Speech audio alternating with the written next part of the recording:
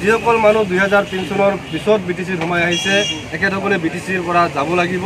এই কথাটোত আমি 100% এগ্ৰী হৈছোঁ। হয়, আজি আমি RMCৰ কেন্দ্ৰীয় সমিতিৰ এটা প্ৰতিনিধি দল BTCৰ মাননীয় চিফ প্ৰমোদ বড়ো ডাঙৰীয়াক সাক্ষাৎ কৰিলোঁ। বিশেষকৈ আমাৰ তামোলপুৰ মহকুমাৰ দৰংগাজুলিত তামোলপুৰ জিলাৰ বন বিভাগে যিটো উচ্ছেদৰ নামত যিটো জাননী প্ৰেৰণ কৰিছে সেই বিষয়লৈ আমি BTCৰ চিফ ডাঙৰীয়াক সাক্ষাৎ কৰি ৰাইজৰ অভাৱ অভিযোগখিনি আমি জনালোঁ। তেখেতৰ লগত এটা সৌহাৰ্দ্যপূৰ্ণ আলোচনা হ'ল। তেখেতে স্পষ্টভাৱে আমাক জনাইছে যিসকল ভাৰতীয় নাগৰিক 2003 চনৰ 10 ফেব্ৰুৱাৰীৰ পূৰ্বৰে পৰা BTC অঞ্চলত বসবাস কৰি আছে সেইসকলৰ ভূমিৰ অধিকাৰ সুনিশ্চিত কৰাটো চৰকাৰৰ দায়িত্ব আৰু এখেতে সেই দায়িত্বটো পালন কৰিব। আৰু যিসকল মানুহ 2003 চনৰ পিছত BTCত সোমাই আহিছে একেসকলে BTCৰ পৰা যাব লাগিব।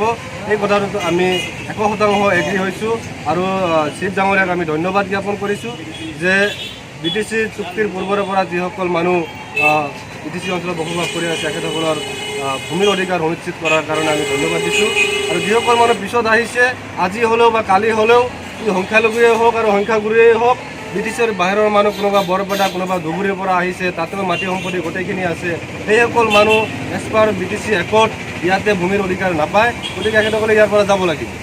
আৰু বিশেষকৈ আমাৰ দৰংগাজুলিৰ বন বিভাগে জাননী কৰা উচ্ছেদৰ বিষয় লৈ যিটো আতংকময় পৰিৱেশ একাংশ দল সংগঠনৰ আতংকময় পৰিৱেশ সৃষ্টি কৰিছে এই ক্ষেত্ৰত আজি আমি RMCয়ে ডাঠিকৈ ক'ব বিচাৰিছোঁ যে চিফ ডাঙৰীয়াৰ লগত যিখিনি আমাৰ আলোচনা হ'ল ইয়াত ভয় খাবলগীয়া কোনো কথা নাই। সেই মানুহখিনি কাৰণে BTC প্ৰশাসন এটা সুচিন্তা এটা কৰি আছে, এটা পজিটিভ লাইনত আজি আমাৰ ডিছকাশ্যন হৈ আছে।